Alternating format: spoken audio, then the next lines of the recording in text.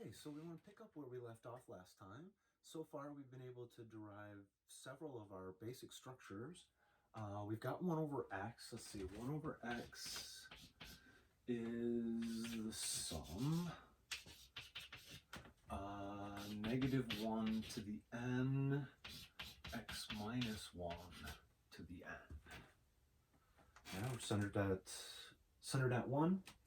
And let's see, we also got 1 over 1 minus x. That's our simplest one on the right-hand side, just x to the n. Let's see, this one, our convergence, we can't center at 0. We're centered at 1, and our radius is 1. Convergence 0 to 2. Here, absolute value of x, that's a geometric, so absolute value of x less than 1. -1 to 1. The similar one, 1 over 1 plus x. It's not really a basic structure because we can get it right away from this one, but we do use this one. -1 to the n, x to the n also converges on -1 to 1. And it's identical, right, except for flip-flop signs. And last time we finally started getting into the proper transcendental functions. So we did e to the x. E to the x is quite a nice one. All the numerators are 1. So we just have x to the n over n factorial. And that n factorial was coming from our Taylor series formula. Cool, so that's almost the simplest one on the right-hand side. It would have been really nice if e to the x had just been 1 plus x squared plus x cubed, but it didn't work out quite that way. Now this guy, this one's beautiful, converges on the entire real line for all x's, -infinity to infinity. All right, so those are some of the ones that we've got so far. So let's pick up, let's see, there's a few more basic structures that we want to get.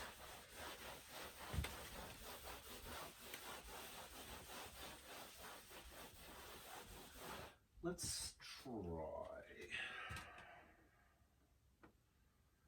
How about ln?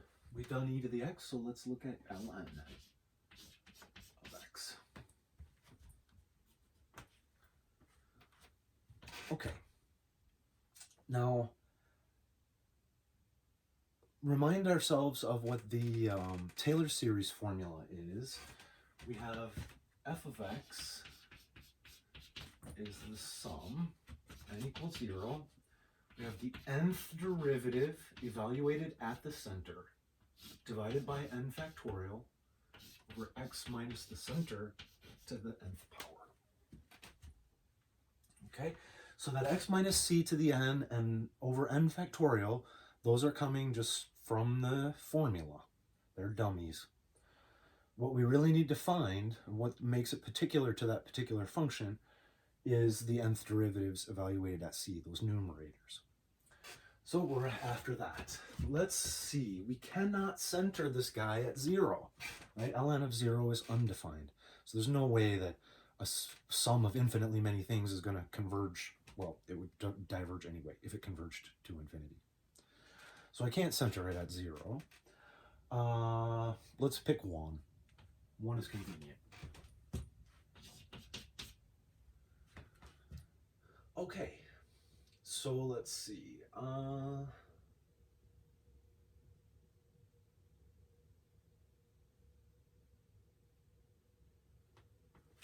Okay.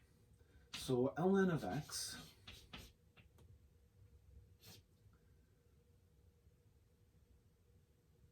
that's our 0th derivative, right? At x, just our regular function, ln of x, and we'll evaluate that guy at 1, which is 0. Okay. First derivative, evaluated at x, the derivative of ln is 1 over x. And I'm evaluating that. Oops, this is not really unequal. Maybe I should just say it implies. We have 1 over 1, which is 1. Okay. Second derivative, we've got, let's see, this is a negative 1 over x squared, right? Because it's an x to the negative 1 power, so negative 1 subtract 1 gives me a negative 2 power, and so that drops downstairs. I'm evaluating at my center at 1, so we've got negative 1 over 1 squared, which is negative 1.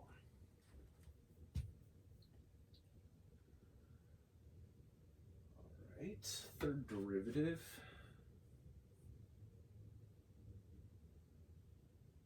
I feel like I'm doing something wrong. I keep questioning myself, and I don't know what's bothering me here.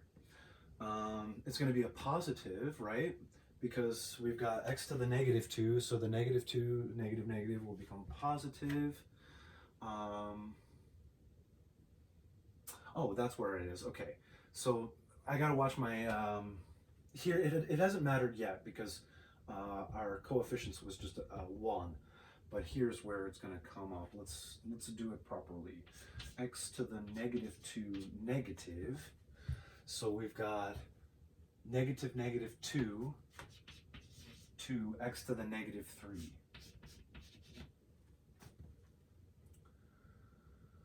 Okay, so that's a positive 2.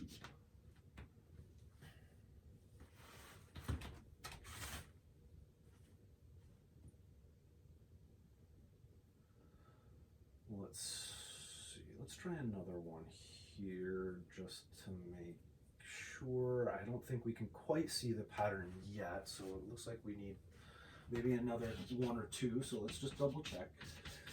So the fourth derivative, let's see, that's an x to the negative 3. So I'm going to have negative 3 times 2, x to the negative 4.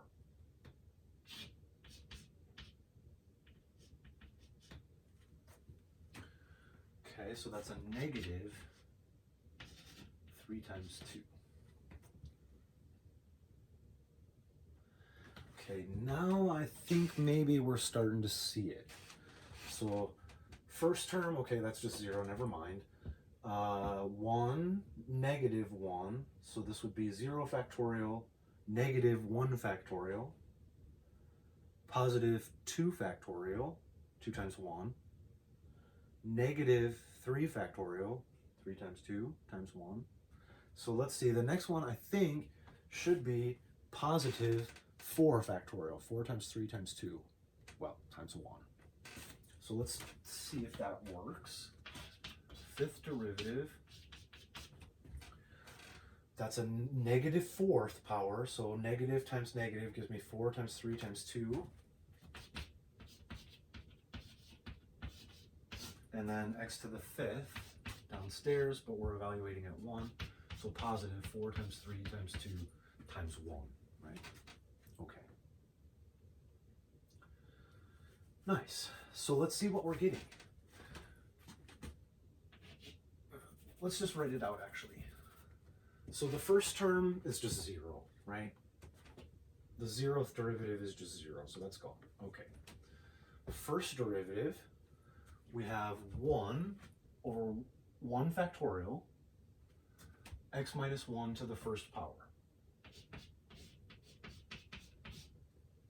So just like that, yeah? Then we have a negative. Well, it's 1 over, this was 0 factorial, this is 1 factorial. So it's just a 1, x minus 1 squared. Then, let's see, on the next one it's a plus. So we have 2. This is going to be over 2 factorial. Does that one cancel out as well?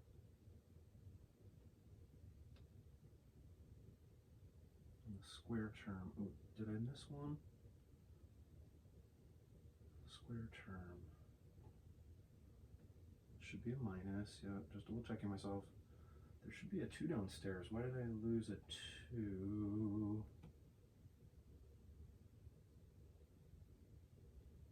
Oh, from my 2 factorial, my bad. Okay, so I have my negative. I'm on the second one here. So it's divide by 2 factorial. So there's a 2 here. This one was 1 factorial. The 0 factorial, that was what I did. The 0th term is just 0. So we're shifted down. This is 1 factorial over 2 factorial, so that's there. This one's going to be over 3 factorial. So there we go. 3 times 2 times 1. We don't really need that. X minus 1 cube. Okay, now it looks like we're doing well. Let's just continue to make sure that we're all right.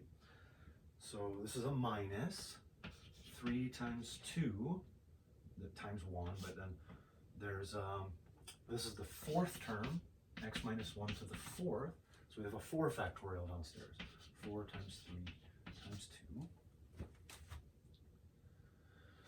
2. And for extra good measure, one more there. It's a plus. We have 4 times 3 times 2 upstairs. This is the 5th term. So we got 5 factorial downstairs. 5 times 4 times 3 times 2. Okay, now that looks good. I think we have enough of that pattern to be able to generalize everything.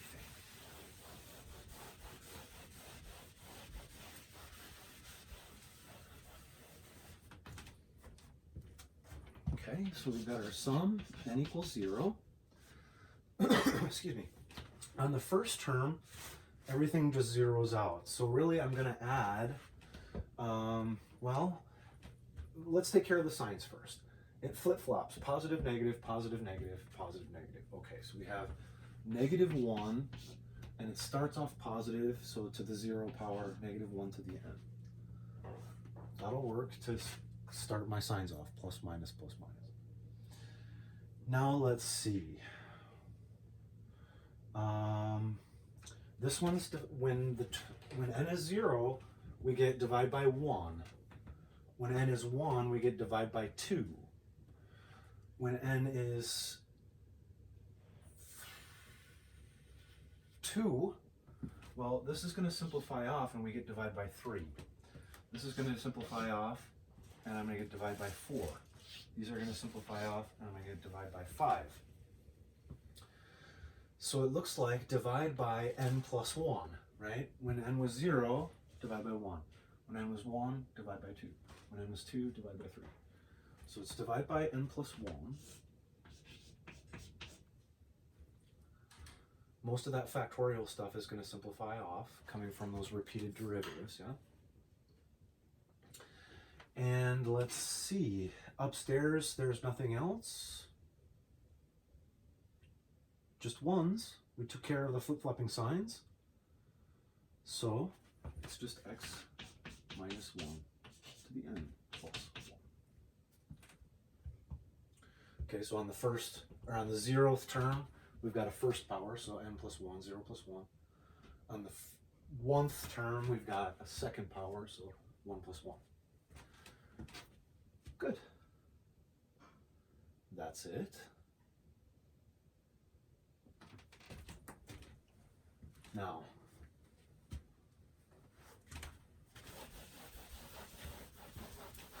we could have saved ourselves a whole lot of work there. We did that in order to practice or to see that procedure of going through and doing the Taylor series, taking those derivatives, setting it up, and trying to generalize. But we had e to the x is the sum x to the n over n factorial. Right? We had this already.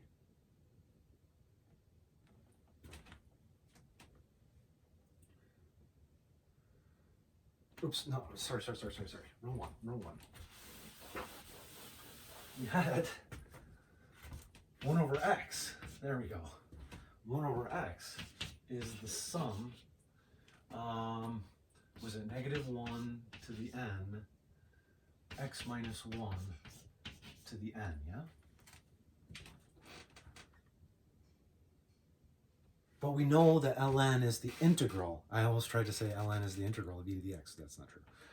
Ln is the integral of 1 over x, yeah? So we have 1 over x. All we need to do is integrate.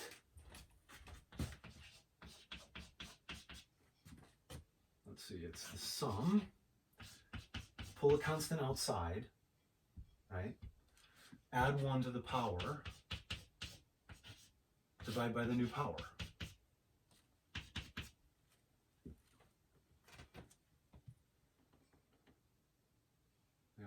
Well, okay, yeah.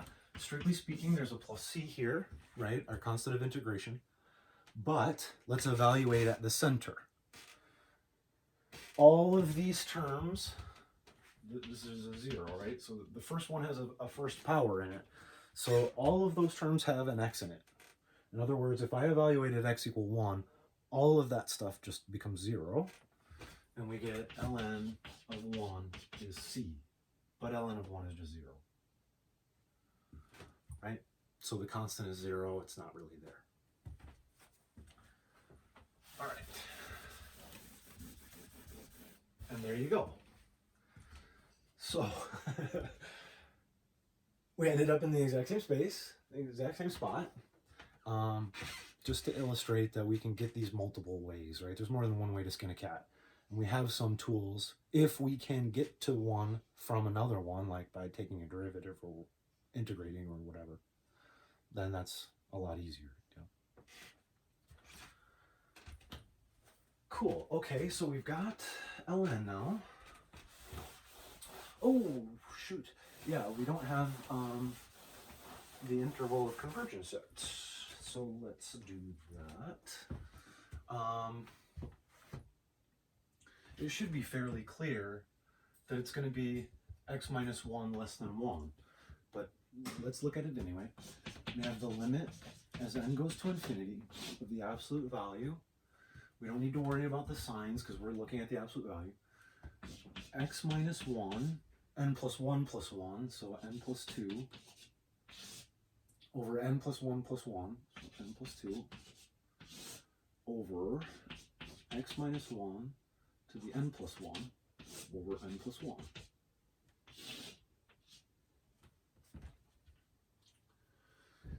Stuff flips. So we have x minus 1, n plus 2. There's x minus 1 to n plus 1. That n plus 1 is going to go up. This n plus 2 is still downstairs. Oops, n plus 2. Okay, x minus 1 over x minus 1 to the n's, those simplify. Those are just 1. So I have x minus 1 squared over x minus 1. Well, 2 minus 1 gives me to the first power, so it's just x minus 1, and then n plus 1 over n plus 2.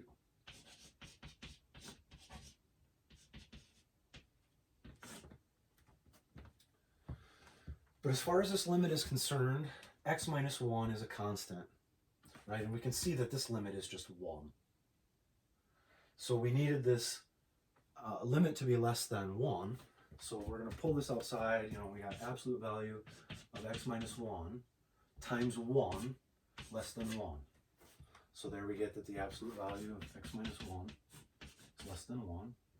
Negative 1 is less than x minus 1 is less than 1. Add 1. 0 is less than x is less than 2. Okay. Now, testing on the endpoints, just to make double extra certain, because remember the limit test doesn't know about equal to 1, so it doesn't know the endpoints. But let's see, if I plug in 0, I'm going to get negative 1 to the 2n plus 1. Negative n, right, because this is going to be another negative 1. So I've got negative 1 to the n, negative 1 to the n plus 1. When I multiply, I add. So n plus 1, 2n plus 1. Well, that's an even number plus 1, so that's odd all the time, regardless of what n is. So this is negative, negative 1, n plus 1. Well, that's the negative 1 times the harmonic series. So it's just going to go to negative infinity. That diverges. Okay. Negative 1 times harmonic diverges. Okay. So we know it doesn't converge at the endpoint negative 1. What about if x was 1?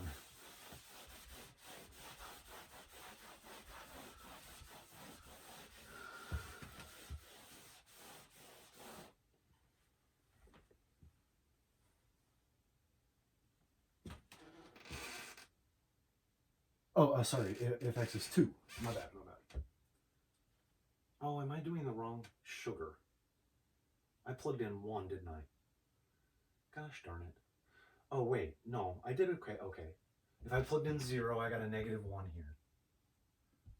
Yeah, okay, so that was fine. 2 is what we need to do, not 1, right? Our bounds are 0 and 2. So if it's 2, let's see, this will be a 1. I'll get negative 1 to the n over n plus 1. That's the alternating harmonic, right? This is just going to be a 1 if x is 2, so I get negative 1 to the n over n plus 1. That's the alternating harmonic that does converge. Okay, so at this end, it does. Nice. So our convergence, interval of convergence for the Ln is 0. Well, it diverged at 0, which is good because Ln of 0 would be bad.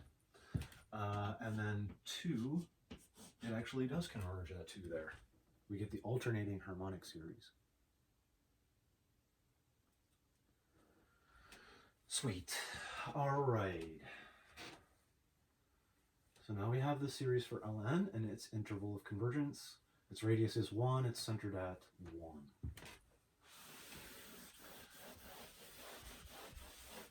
All right.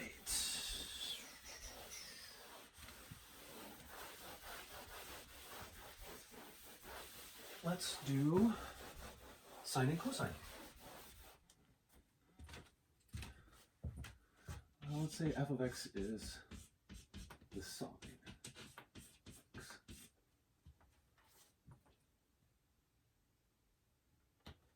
Again, we're looking for the nth derivative evaluated at the center divided by n factorial x minus c to the n. Now, sine is continuous at 0, no weirdness, no discontinuities or anything like that. So centering at 0 would be convenient, might as well.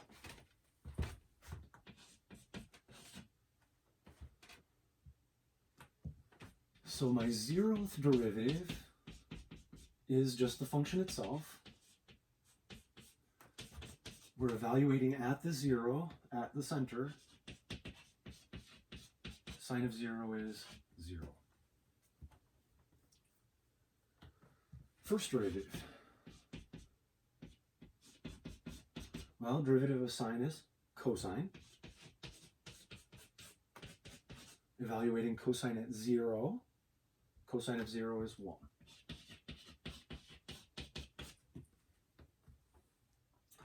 Second, derivative of cosine is negative sine. Evaluating at 0. Well, sine of 0, 0. Third derivative. Derivative of negative sine is negative cosine. Negative cosine at 0, well, cosine of 0 is 1. So negative 1. Fourth derivative, well, we're going to come back around, yeah? It's a mod 4. So derivative of negative cosine is sine. And we're back, sine of 0 is 0. All right. Now we can save ourselves a little bit of trouble just by looking and saying we can make the same sort of generalization from this as with cosine, right? We're going to do the same exact procedure, except here we've got the cosine of 0. Ooh. Cosine of 0, which is 1. That's not going to work.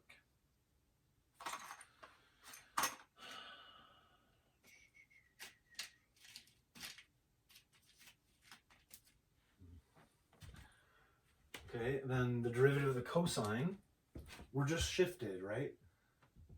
Is negative sine.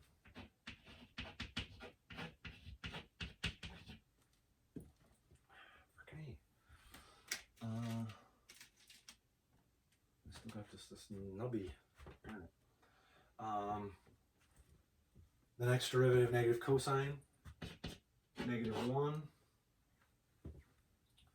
and then 0, and then 1, and then 0, and then negative 1, right? It's exactly the same pattern. It's just shifted down 1. Okay? So, let's try to generalize what's happening here. For sine, all the even ones are just zeroing out, right? They're just 0. So the first one, we've got 0. Then we've got 1 over 1 factorial x. And then we've got a 0. And then a minus.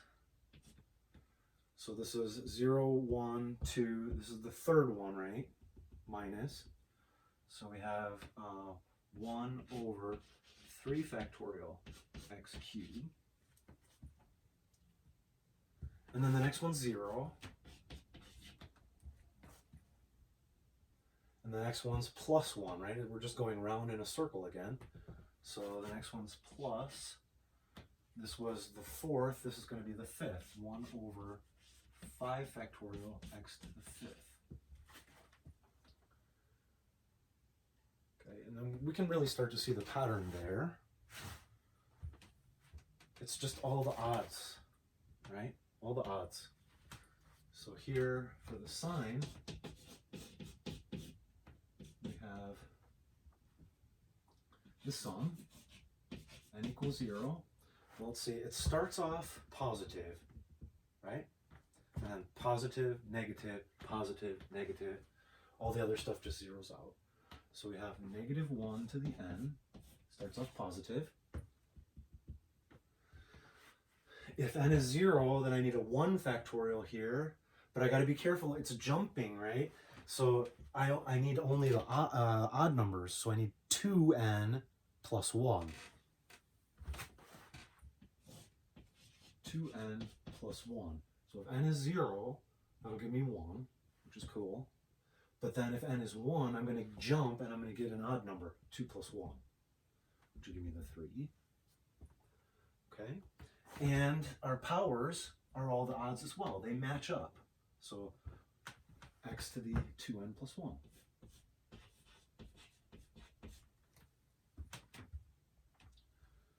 right, so that's sine.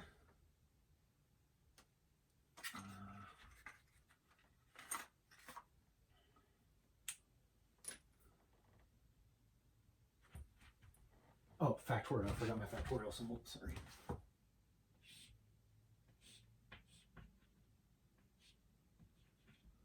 Two n plus 1 factorial. 1 factorial, 3 factorial, 5 factorial. Okay, similar thing is happening over on the cosine, but it's just shifted 1, right? So instead of getting the even ones being 0, all the odd ones are 0. and we're still getting the same pattern, plus, minus, right? Same idea. So for the cosine, we have the sum, n equals 0. Starts off positive, so -1 to the n.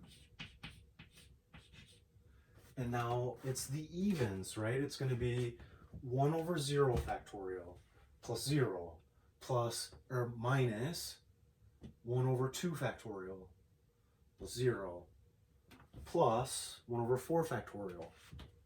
Here, 0 minus 1 over 5 factorial. 4 factorial. I skipped. 0, 2, 4, 6. Okay, so this is all the evens. 2n factorial and x to the 2n.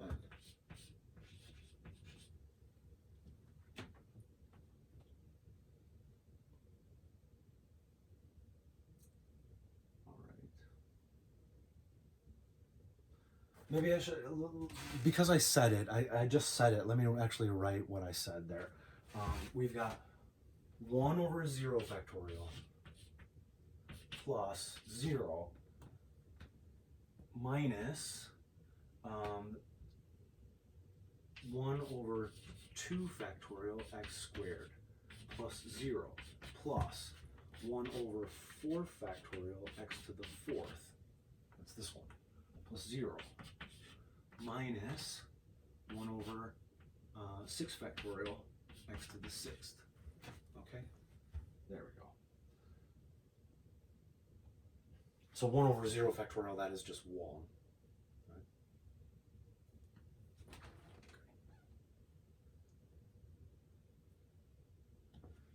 Okay. Nice. Good, so we've got the sine and the cosine. Oh, we need to get their intervals of convergence. The argument is identical for both of them, so let's just do the sine, and the same sort of deal holds for the cosine. It's the same sort of argument.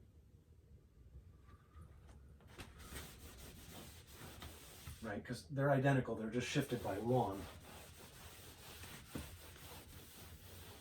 Actually, let's do the cosine. It looks like a little bit easier math. Being lazy.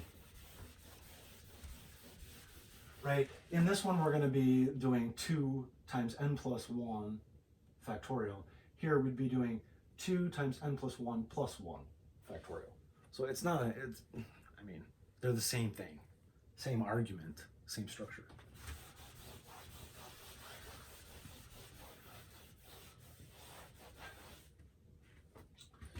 Cool, so let's go limit as n goes to infinity, the absolute value. I don't need to worry about the flip-flops. So we have x to the 2n plus 1 over 2n plus 1 factorial over, now just the regular one, x to the 2n over 2n factorial.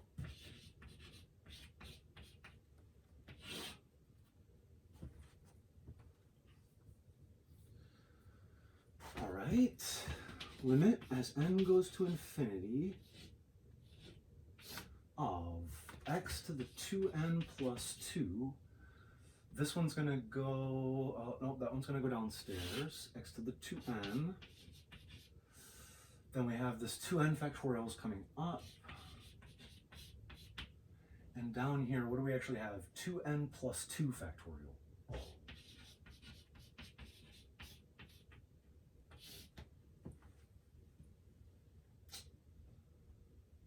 Sweet. 2n, x to the 2n over x to the 2n, that just becomes 1. So I have an x squared upstairs.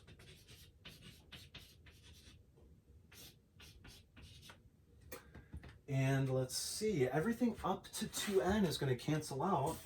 So I'm just going to be left with 2n plus 1 times 2n plus 2 downstairs. 2n plus 1, 2n plus 2. because everything up to 2n simplified off, just became 1. Nice. Now as far as this limit is concerned, n is what's moving, so x squared is a constant. Just pull that out.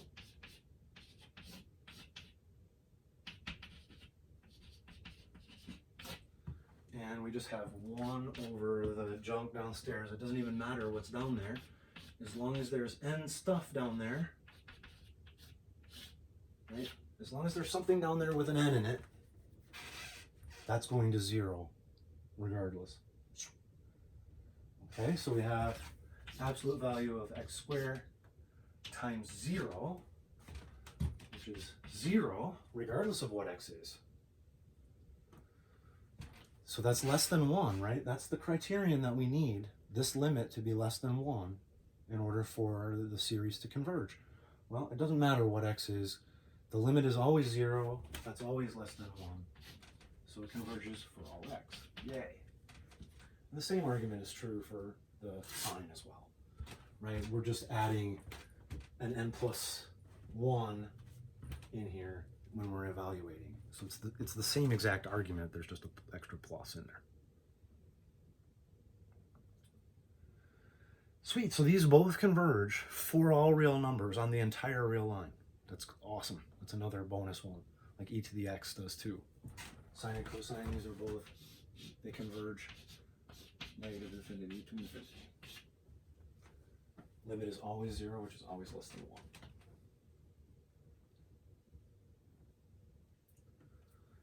Cool. So we have sine and cosine. We've got 1 over x. We've got ln. Let's look at the arctangent.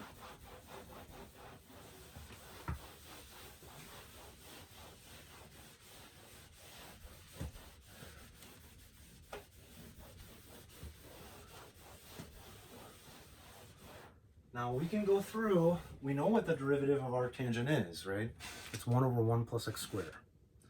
So we can center at 0 and go through and do all our derivatives and derive the arctangent function. Or we can just listen to what we just said and say, wait a minute, 1 over 1 plus x squared is the derivative of arctan.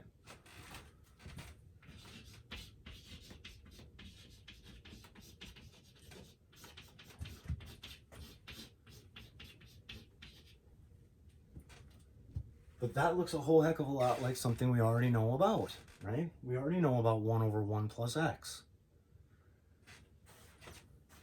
So if we have 1 over 1 plus x being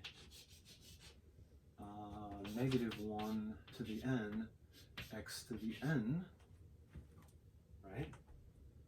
Flip-flop signs, negative 1, x to the n. Then I can take that, and all I need to do, according to our rules, to find out what 1 over 1 plus x squared is just evaluate this guy at x squared. So 1 over 1 plus x squared is, well, I just have to plug in x squared.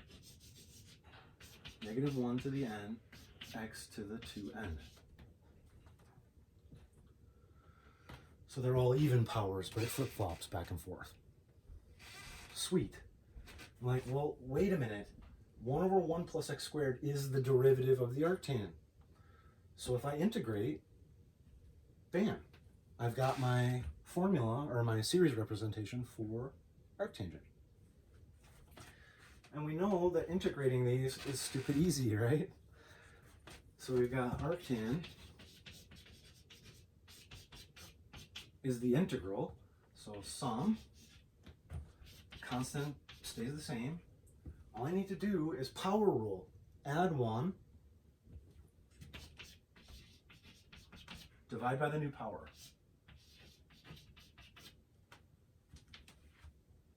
Now, there is a plus c, right? There's a plus c in here. It's their constant of integration. We say, okay, we can evaluate arctan at 0. So let's do that. As we plug in 0 for x, all of this is gone. And we get that c is the arctan of 0.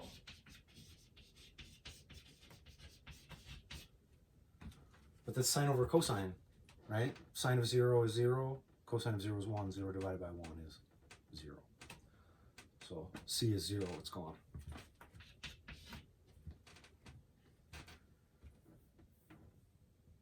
Okay, so using those rules, the fact that we can just simply plug in powers and evaluate and integrate or derivate, either way, those make life a little bit easier finding things like this, if we can get from a basic structure to it, like in this case. Okay, let's see.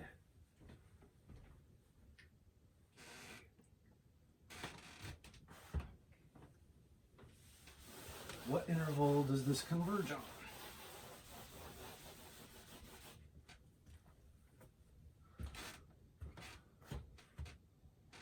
We need the limit as n goes to infinity, absolute value. Don't need to worry about the flip-flops. We've got x to the 2n. I'm plugging in n plus 1 here. So 2n plus 2 plus 1. 2n plus 3. And same deal here, right? Actually, this constant is gone. We just solved that 0. Same here, right? 2 times n plus 1 is going to be 2n plus 2 plus 1 is 2n plus 3.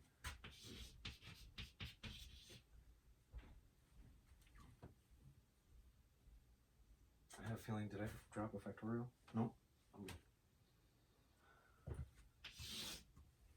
And then just our regular one, x to the 2n plus 1 over 2n plus 1.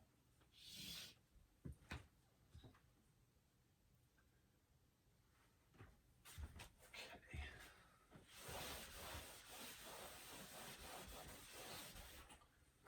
Now stuff flips.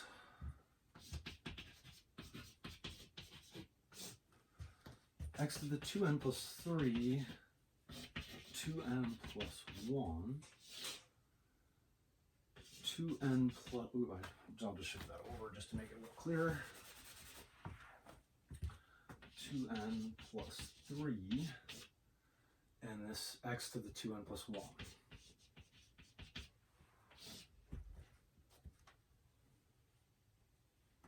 Nice.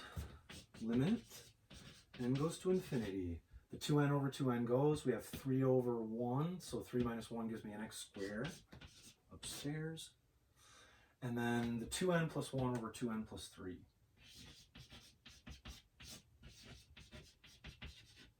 Now that limit is just 1, right? 2 over 2. So I have absolute value of x squared. I can pull that out. Limit as n goes to infinity of 2n plus 1 over 2n plus 3. That's just absolute value of x squared. And we know this will converge if this limit is less than 1. So we have absolute value of x squared less than 1. So right now we have negative 1 to 1. Centered around 0 and the radius is 1.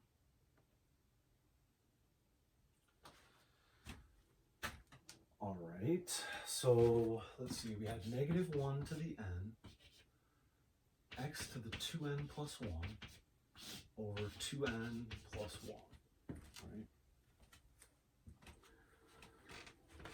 We need to double check our endpoints. So far we know that the center is 0 and the radius is 1, but we're not exactly sure about those endpoints because the ratio test is inconclusive when it's equal to 1. So let's see, if I have x is equal to negative 1, that's going to give me negative 1 to the n, negative 1 to the 2n plus 1 over 2n plus 1. Let's see, this is 3n plus 1.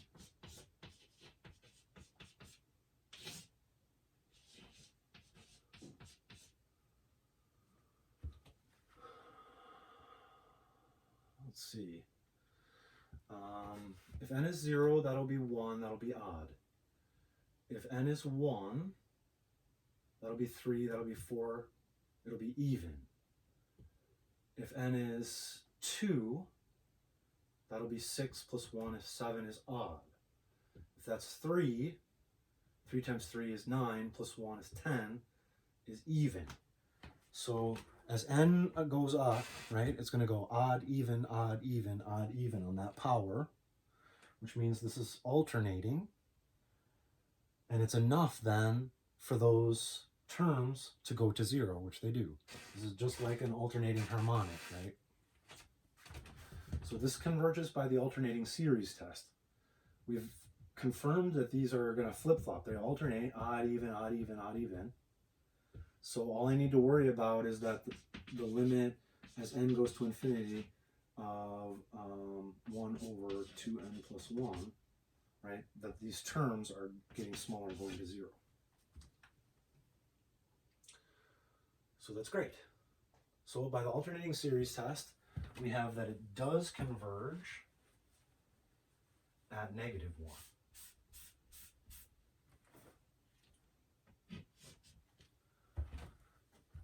What if x is 1? We have -1 to the n, 1 to the 2n plus 1 over 2n plus 1.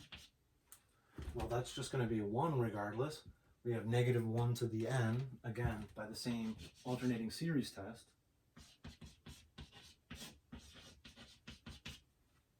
This is going to flip-flop, even, odd, so it's enough that these terms go to 0. We're good. So by the alternating series test on the right-hand side, it still worked. So it actually does converge at both of our endpoints.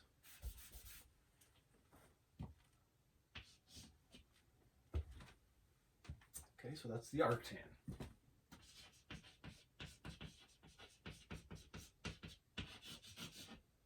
And we just found its interval 1 to 1 inclusive. Centered at 0, radius is 1.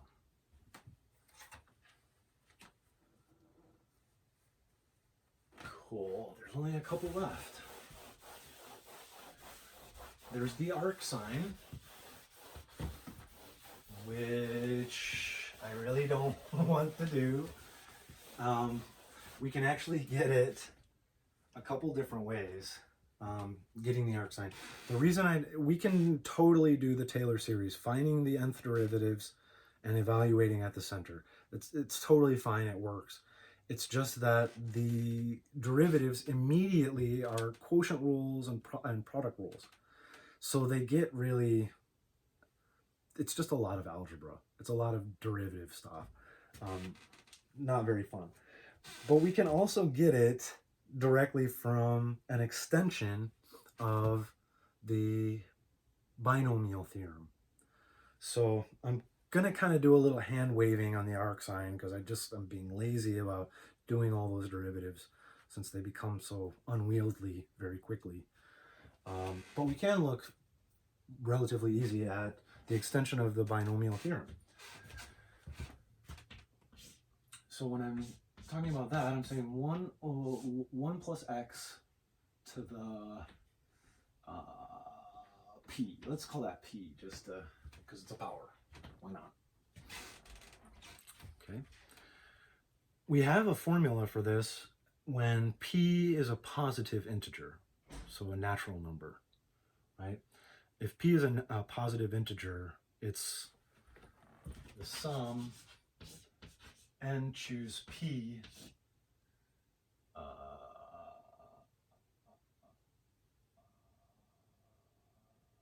x to the p. No, n depends on what we're looking at here. Flip that. P choose n. X to the n. There we go. So if p is a positive whole number, a natural number, then it's the choose function. Those are the coefficients on Pascal's triangle, right? And then it's just the x's to the n's because the other one, 1 to the p or 1 to whatever power is just 1. All right. So we have that for positive whole numbers, but this is a way to extend it into real numbers, and in fact negatives as well.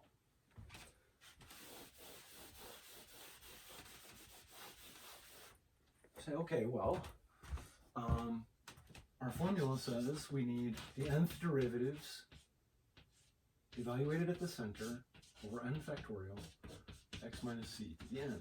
That's our Taylor series. Let's center at 0. We'll be okay with that. And let's see. The 0th derivative, at x, so just the function itself, is 1 plus x to the p, which is 1 to the p, right, evaluated at 0, is 1. First derivative.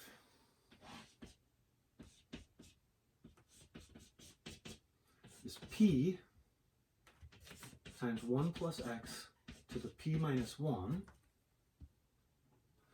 evaluated at 0 at the center. So this is just 1 to the p minus 1. It's just p.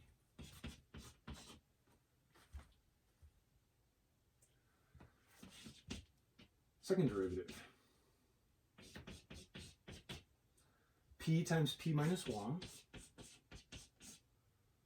1 plus x to the p minus 2. Right, I'm just doing power rules. So we're starting to see this factorial looking thing come out here. I'm evaluating at 0.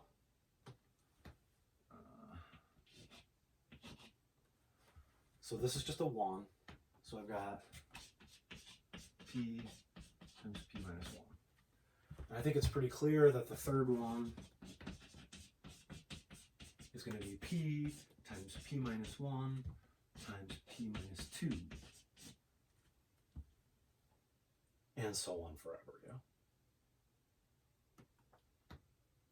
All right. So we can generalize that.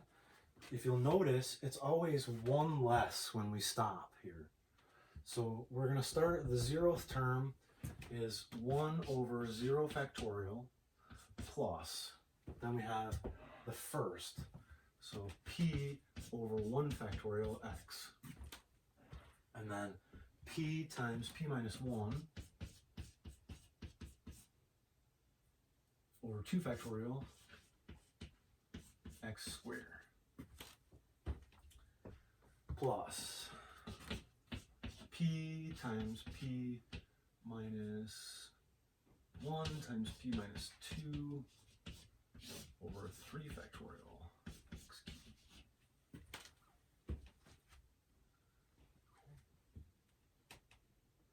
So what I was just trying to point out there is that we're always subtracting down to 1 less, right? I'm p minus 1, p minus 2, 1 less than 3. On the next one, I'm going to get p minus 1, p minus 2, p minus 3 over 4 factorial x to the 4th, right? So 1 less.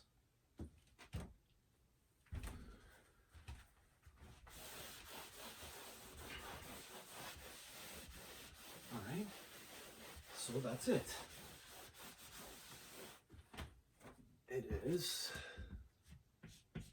the sum n equals 0. We have, it's p times p minus 1 times p times p to the n minus, or p minus n minus 1, right? We're 1 less than n. So it's p times p minus 1 times p minus n minus 1 over n factorial x to the n. And usually you'll see that just simplified so that it's p times p minus 1 times p minus n plus 1 x to the n over n factorial. that's it. That is an extension, or the extension, of the binomial theorem into real numbers. We can now plug in powers like -1/2 into that. You go, oh, well, I've got 1 plus x to the -1/2. That's 1 over the square root of 1 plus x like that. Like, man, I'm getting really, really close. If I evaluated that bad boy at -x squared, no, that wouldn't work.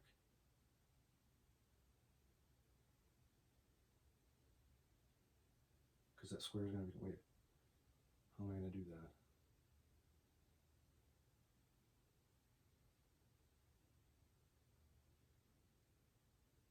One minus -x squared. That's how. Okay, had to think it through there for a second. So I got minus -x squared. Why do I want it? I'm just trying to get. Oh, because we need the flip, right? For the arc sign. We need 1 minus x squared, the square root of 1 minus x squared in order to do the arc sign. So I'm just trying to. I'm being lazy about doing the arc sign. And I'm trying to weakly show you that we can get, we're trying to work on square root of 1 minus x squared, right? Because if I integrate that, then I've got the arc sign. And I already have that structure from the binomial theorem. So I can just plug in, evaluate, and then integrate, and I can get the arc sign. Or we can just go through and do all the derivatives, evaluate, and figure what it is. It's just not pretty, it's a lot of work. Okay, so this guy converges. Rather than doing out all that algebra, I'm starting to get a little lazy now, eh? I'll just give it to you. It's -1 less than x less than 1, but the endpoints depend on whatever this power is, on p. You have to check for a given p whether those endpoints are going to work. But otherwise it'll work for any real number in that interval, which is pretty cool. Like I said, we can use -1/2 and do stuff like that. Now, if p is a positive whole number, this will just end up collapsing, it'll stop, right? And so we'll end up with our original binomial theorem that pops out, which is a good deal. But it's kind of cool that if p isn't a positive whole number, it skips that stop 0 and keeps going, right? You'll start getting, like, if p is a half, then you're going to get a -1/2. See, and then it's going to be -3/2 and -5/2 and -7/2. So it'll skip past that 0 and keep going on forever, as long as this isn't a positive whole number. If it is a positive whole number, we just get back our binomial theorem. Cool. All right. There's a lot of wild stuff that you can end up doing with that. Binomial theorem, connects into all kinds of stuff like probabilities and all that stuff.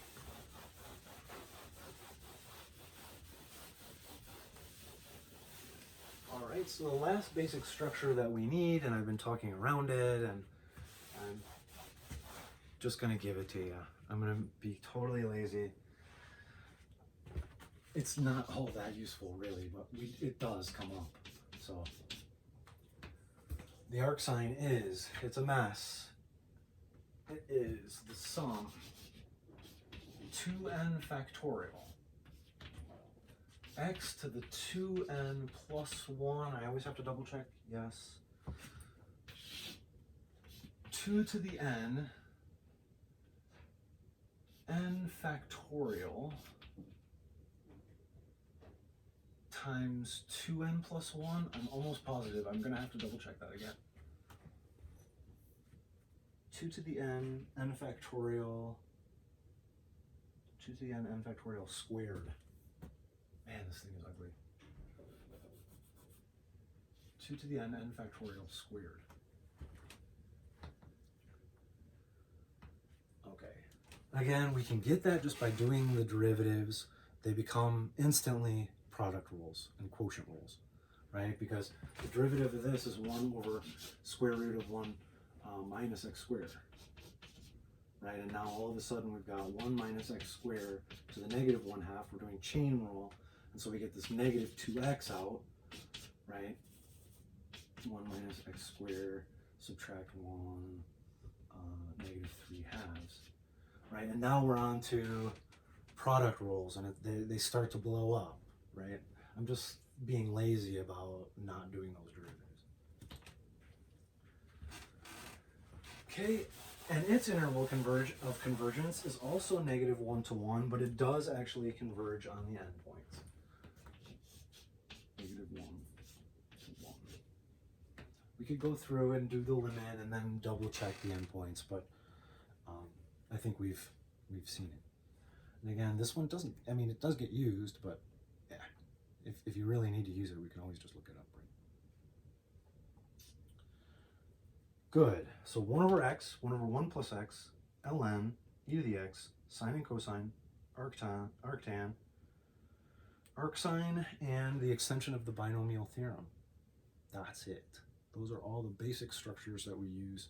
From there, we can pretty much derive by basic operations all of the other ones we need. Of course, we can take and multiply these two together. So if I have e to the x ln x, then I can just take their series representations and multiply them together or divide them together. They end up being distributions on the multiplication side. They're very, very long, and you'll just have to look and generalize what that pattern results in. Or on the division side, it's polynomial long division, infinitely long polynomial long division. But you just do it for a while until you can see what the pattern is. Okay. And otherwise, we just plug and chug. Plug in a constant times a variable or a power, right? And then we can integrate and derivate as well. Sweet. That's Taylor.